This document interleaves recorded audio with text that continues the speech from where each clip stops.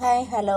നമ്മളിന്ന് തയ്യാറാക്കുന്നത് നേന്ത്രപ്പഴം കൊണ്ടുള്ളൊരു പലഹാരമാണ്. അതായത് നമ്മൾ വട്ടയപ്പം, ചിരട്ടയപ്പം എന്നൊക്കെ പറയാറുണ്ട്.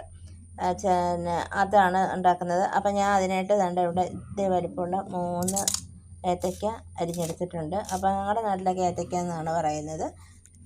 പിന്നെ ഒരു 2-3 ഏലക്ക എടുത്ത് വെച്ചിട്ടുണ്ട്. ഇനി നമുക്ക് അതിന് ആവശ്യമായിട്ടുള്ള കുറച്ച് തേങ്ങ വേണം, പിന്നെ പഞ്ചസാര വേണം. തയ്യാറാക്കുന്നത് നമ്മൾ അരിപ്പൊടിയിലാണ്. അപ്പോൾ എൻ്റെ അരിപ്പൊടിയാണ്. ഇവിടെ അരി പച്ചരി കഴുകി ഉണക്കി പൊടിച്ചാണ് എടുക്കാറുള്ളത്. അത് കടയിൽ നിന്ന് പാക്കറ്റിലെ പൊടികളൊന്നും അങ്ങനെ വാങ്ങാറില്ല. ഇതിപ്പോൾ നമ്മൾ കുറച്ച് പൊടിച്ച് വെച്ചിരുന്നാൽ നമുക്ക് ഒരുപാട് നാൾ ഉപയോഗിക്കാം. ഇതിപ്പോൾ 2-3 മാസമായി പൊടിപ്പിച്ചിട്ട്. അപ്പോൾ ഇതിൽ നിന്ന് നമുക്ക് 2 കപ്പ് മാവെടുക്കാം. നമ്മൾ അരിപ്പൊടി 2 കപ്പ് എടുത്തിട്ടുണ്ട്. ഇത് ഞാൻ രാവിലെ എടുക്കുന്ന വീഡിയോസ് ആയതുകൊണ്ട് എൻ്റെ വോയിസ് ഒന്നും ക്ലിയർ അല്ല. അതിലേക്ക് നമുക്ക് തേങ്ങ ഇടാം. ചിലക്ക് തേങ്ങ കുറച്ചിടാം.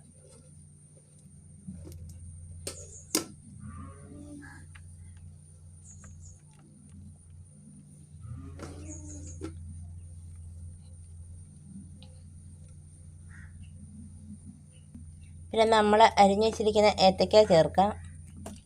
ഏത്തയ്ക്ക എത്രത്തോളം ചേർക്കുന്നോ അത്രയും നല്ലത്. നല്ല പഴുത്തതാണെങ്കിൽ അതിൽ നല്ല ടേസ്റ്റ് ആയിരിക്കും. അപ്പം ഏലക്കായും ഏത്തയ്ക്കയും കൂടി നമ്മൾ ചേർത്തിട്ടുണ്ട്. ഇനി ഇത് നമുക്ക് പഞ്ചസാരയും കൂടി ചേർത്ത് നന്നായിട്ട് കുഴച്ചെടുക്കാം. നമുക്ക് മധുരത്തിന് ആവശ്യമായിട്ടുള്ള പഞ്ചസാര ചേർക്കാം. അത് നമ്മൾ ഇടയ്ക്കൊന്ന് നോക്കിയാൽ മതി. കുറവാണെങ്കിൽ നമ്മൾ കുറച്ചും കൂടി ചേർക്കണം.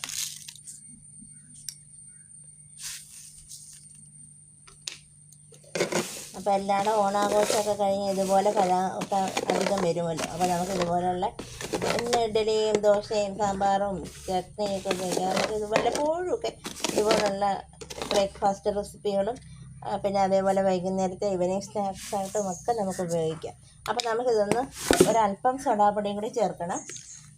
സോഡാപ്പൊടി എന്ന് പറയുന്നത് ചിലർക്ക് അത് കേൾക്കും. അത് കാരണം നമുക്ക് ഫുഡിൽ അനുവദനീയമായിട്ടുള്ള ആണ് സോഡാപ്പൊടി അങ്ങനെ അമിതമായിട്ട് അളവിൽ ഉപയോഗിക്കരുത്. ഇത്തിരിയൊക്കെ ഉപയോഗിക്കുന്നത് കൊണ്ട് കുഴപ്പമില്ല. അപ്പം നമ്മൾ ഇത്തിരി സോഡാപ്പൊടി ചേർത്തിട്ടുണ്ട്.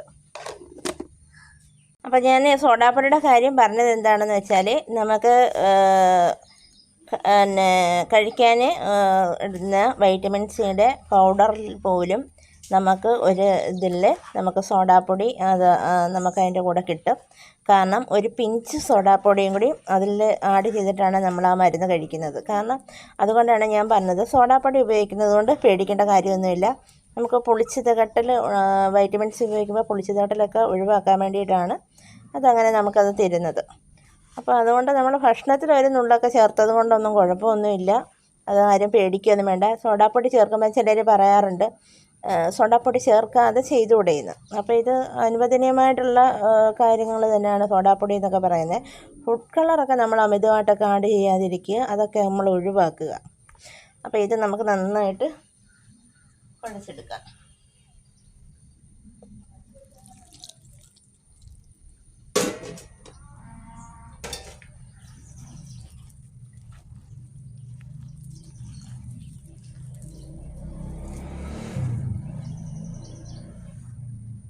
നമ്മുടെ മാവിൻ്റെ മിക്സ്, വട്ടയപ്പത്തിൻ്റെ മിക്സ് റെഡി ആയിട്ടുണ്ട്. അതായത് വട്ടയപ്പം എന്ന് പറയുമ്പോൾ നമ്മൾ ഏത്തക്കയൊക്കെ ചേർക്കാതാണ് ഉണ്ടാക്കുന്നത്. ഇവിടെ അങ്ങനെ പറയാറുണ്ട്. അപ്പോൾ ഇത് ഒരപ്പം എന്ന് പറയും. അപ്പോൾ ഇതിൻ്റെ മിക്സ് റെഡി ആയിട്ടുണ്ട്. എന്ത് പേര് വേണമെങ്കിലും നിങ്ങൾക്ക് ഇഷ്ടമുള്ളതൊക്കെ ഇട്ടോ. ഓരോ നാടുകളിൽ ഓരോ പേരല്ലേ. ചിലർ ചിരട്ടക്കള്ള എന്നൊക്കെ പറയാറുണ്ട്. അപ്പോൾ ഇതേ അയവിലാണ് നമുക്ക് ജ്യൂസിലാണ് വേണ്ടുന്നത്. അപ്പോൾ ഇതെല്ലാം റെഡി ആയിട്ടുണ്ട്. നല്ല മധുരമൊക്കെ ചേർത്ത് എടുത്തിട്ടുണ്ട്. അപ്പോൾ ഇതിനകത്ത് നമ്മൾ ചേർത്തിട്ടിരിക്കുന്നത് ഏലക്ക, ഏത്തയ്ക്ക, അതുപോലെ തന്നെ തേങ്ങ, പഞ്ചസാര, ഒരു നുള്ള സോഡാപ്പൊടി, ഒരു നുള്ള ഉപ്പ്, അതേപോലെ അരിപ്പൊടി, ഇതെല്ലാം കൂടി ചേർത്തിട്ടാണ് നന്നായിട്ട് മിക്സ് ചെയ്തെടുത്തിരിക്കുന്നത്. ഇനി ഇതൊരു 15-20 മിനിറ്റ് വരെ നമുക്കൊന്ന് വെച്ചിട്ട് നമുക്കിത് തയ്യാറാക്കാം. ഒരു പ്ലേറ്റിൽ പ്ലേറ്റാണ് നല്ലത് നമുക്ക്. പിന്നെ നമുക്ക് തയ്യാറാക്കാം. നമ്മുടെ ഇഡ്ഡലി പാത്രത്തിൻ്റെ തട്ടിൽ കോരി ഒഴിച്ചിട്ട് നമുക്ക് ഇഡ്ഡലി പോലെ തയ്യാറാക്കി എടുക്കാം ഇത്. അപ്പോൾ ഇത് നമുക്ക് ഏത് രീതിയിൽ വേണമെങ്കിലും തയ്യാറാക്കാം. അപ്പോൾ ഞാനിന്ന് പ്ലേറ്റിലാണ് തയ്യാറാക്കുന്നത്. അതിൽ ഞാൻ നെയ്യ് എടുത്തിട്ടുണ്ട്. നെയ്യോ വെളിച്ചെണ്ണയോ നമുക്ക് പാത്രത്തിൽ തടവി എടുക്കാം. കാരണം ഇത് നമുക്ക് വിട്ട് വരാൻ വേണ്ടിയിട്ടാണ് നമ്മളിങ്ങനെ ചെയ്യുന്നത്. അപ്പോൾ ഇനി ഇത് ഞാൻ ഇഡ്ഡലി പാത്രം വെച്ചിട്ടുണ്ട്, വെള്ളം വെച്ചിട്ടുണ്ട് തിളയ്ക്കാനായിട്ട്. അത് സ്റ്റീമറും വെച്ചിട്ടുണ്ട്. അപ്പോൾ ആവിയൊക്കെ വരാൻ തുടങ്ങി. അപ്പോൾ നമുക്ക് പ്ലേറ്റ് അതിലേക്ക് വെച്ചിട്ട് മാവ് കുറേശ്ശെ കോരി ഒഴിക്കാം. പ്ലേറ്റിൽ മാവ് കോരി വെച്ചിട്ടുണ്ട്. ഒരു മുക്കാൽ ഭാഗമില്ല, അതേ അളവിൽ നമ്മൾ വെച്ചിട്ടുണ്ട്. കാരണം ഇത് പൊന്തി വരും. അപ്പോൾ ഇനി നമുക്കിതൊന്ന് മൂടി വെച്ച് വേവിച്ചെടുക്കാം. നമ്മൾ പാത്രത്തിൽ തടവിയ നെയ്യൊക്കെ ഉരുകി മുകളിൽ വന്നിട്ടുണ്ട്. ടേസ്റ്റി ആയിട്ടുള്ള വട്ടയപ്പം റെഡി ആയിട്ടുണ്ട്. അതായത് ഒരപ്പം റെഡി ആയിട്ടുണ്ട്. നല്ല സൂപ്പർ ടേസ്റ്റാണ് ഇത്. നമുക്ക് ഏതെങ്കിലും ആകൃതിയിലൊക്കെ മുറിച്ച് വെച്ച് നമുക്കിത് കഴിക്കാം. നമുക്ക് ഇഷ്ടമുള്ള ഷേപ്പിലൊക്കെ നമ്മൾ കേക്ക് കട്ട് ചെയ്യുന്ന പോലെയൊക്കെ കഴിക്കാം. അപ്പോൾ കുട്ടികൾക്കൊക്കെ ഒരുപാട് ഇഷ്ടപ്പെടും ഇത്. അപ്പോൾ എല്ലാവരും ഇതുപോലെയൊക്കെ ഒന്ന് തയ്യാറാക്കി, കഴിച്ചിട്ടില്ലാത്തവരൊക്കെ കഴിച്ച് നോക്കുക. മിക്കവാറും എല്ലാവർക്കും അറിയാം ഇത് തയ്യാറാക്കാൻ. എന്നാലും അറിയാൻ മേത്തവരൊക്കെ കാണുമല്ലോ. ഇതുപോലെ തയ്യാറാക്കി നല്ല പഴുത്ത ഏത്തക്കയൊക്കെ പാഴാക്കി കളയേണ്ട, ഇതുപോലെ തയ്യാറാക്കി കഴിക്കാം. അപ്പോൾ അടുത്ത വീഡിയോയുമായി ഞാൻ എത്തുന്നതുവരെ എൻ്റെ എല്ലാ കൂട്ടുകാർക്കും ടാറ്റാ, ബൈ.